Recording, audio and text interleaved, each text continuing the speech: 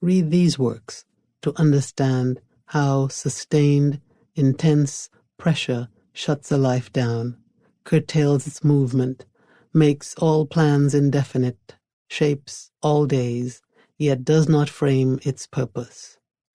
Read there about waiting. Read there about patience and cunning and imagination and laughter. So many novels in Black traditions are novels of endurance and survival through times of material and existential dread and confinement. So many recount surviving and enduring with compassion, with resolve, with knowledge, with humor, and a determination to live otherwise. These texts, novels, stories, come out of, metabolize, and work in the world of nihilistic extraction. Their imaginative field is the great catastrophe that undergirds what we call the Americas. Over a reading life, I have sought out and read these works as a salve, as a balm, as a map, as a trace, as an analysis, as a hypothesis about the coming of freedom from within what is circumscribing and possibly fatal. A world is always ending in these books.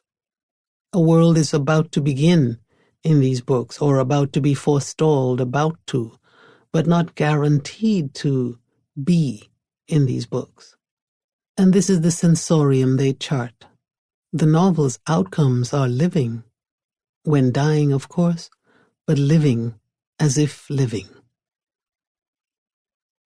The wreck is the library itself, and the salvage is the life which exceeds the wreck, exceeds this library. Solitary boat in red and blue exceeds the fragile boats, and renders the full desires they carry and hold. So I ask myself, what is a life alert in this sensorium and animated by books as mine has been? What is a life making its way through this monopoly of interpretation, as Frederick Jameson calls it, that colonial narratives represent?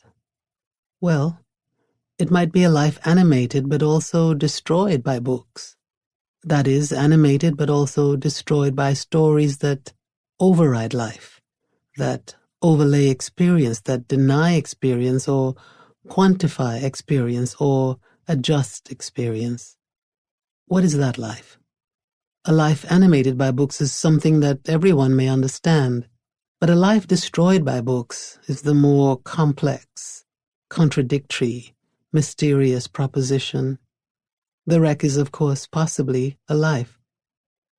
I observe and live through the monopoly of interpretation that relegates the art of those who live through catastrophe to spectacle or pathology, and into a symbol of the always not we, not art, not an assemblage of the materials of perception that appraise and know life and what is lived, not a set of insights and gestures of transformation. So the risk of going forward here is the risk of being read by some in this way. When I use the autobiographical, it is as artifice. It is not an invitation to witness transparency.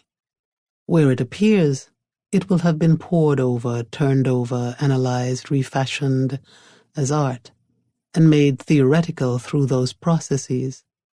The only place the autobiographical appears in my art, with a small vestige of itself, may be in the fictions that I write, and even then, alloyed. This book is another kind of forensics, a forensics of how a reader is made and unmade, a forensics of the literary substance of which I am made, since it is possible that I am now mostly literary substance, and that I must recover from, and if not recover from, then piece together.